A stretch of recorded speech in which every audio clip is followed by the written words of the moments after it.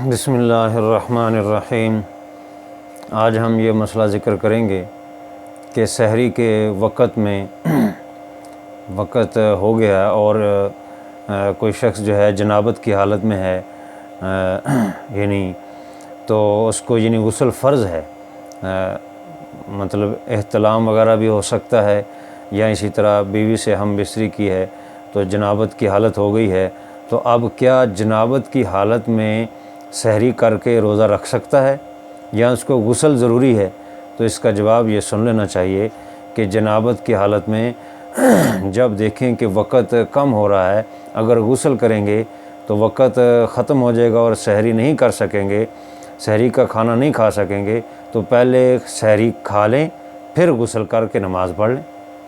تو روزہ ہو جائے گا۔ لیکن جان بوجھ کے ایسا نہیں کریں کہ اگر وقت ہے تو اٹھ کر پہلے غسل کریں اور پھر اس کے بعد جو ہے وہ سحری کر لیں، لیکن اگر وقت کم ہے تو پھر فوراً سحری کر لیں تاکہ بھوکے نہ ہو، روزے میں مشکل نہ ہو، اور اس کے بعد جو ہے پھر غسل کر کے نماز ادا کر لیں۔ غسل اگر نہیں کیا تو سحری کھا لی ہے تو روزہ تب بھی ہو جائے گا۔ دوسرا مسئلہ یہ ہے کہ سحری کا وقت لوگ بعض اوقات اذانوں میں روزے کا بند کرتے ہیں کہ سحری کا وقت ختم، اب اذان ہو گئی تو یوں کہتے ہیں کہ ابھی تو اذان ہو رہی ہے، کوئی بات نہیں، کھا لو۔ تو یہ بات ذہن نشین کر رہے ہیں اچھی طرح کہ وقت جب ختم ہو گیا ہے تو اس کے بعد اذان ہوتی ہے جب فجر کا وقت شروع ہو جاتا ہے۔ سحری کا وقت ختم ہوتا ہے اور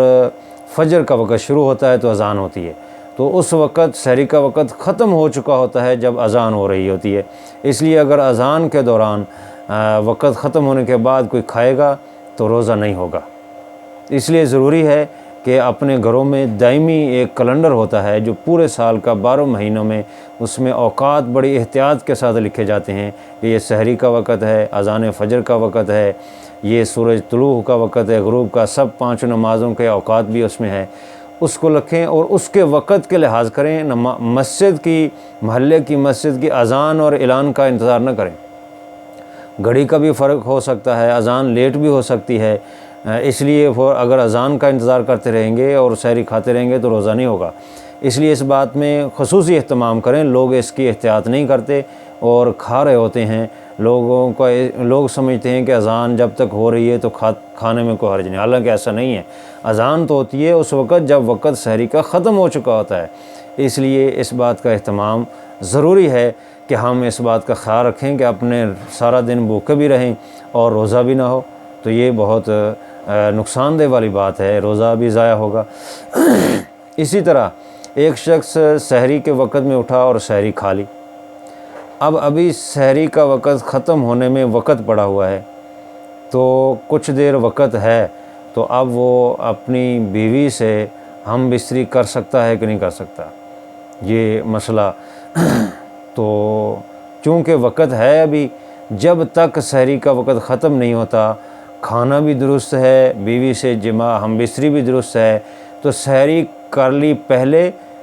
تو ابھی وقت ہے سحری کا، تو ہم بستری کرنا چاہے تو کر سکتا ہے، اس میں کوئی حرج نہیں ہے، سحری نہیں ٹوٹتی۔ بعض لوگ اس سے سمجھتے ہیں کہ پھر اب سحری کھا لی ہے روزے کی تو اب سحری میں نقصان ہوگا، سحری ٹوٹ جائے گی یا روزہ مکروہ ہوگا۔ نہیں، اس میں کچھ نہیں ہوگا۔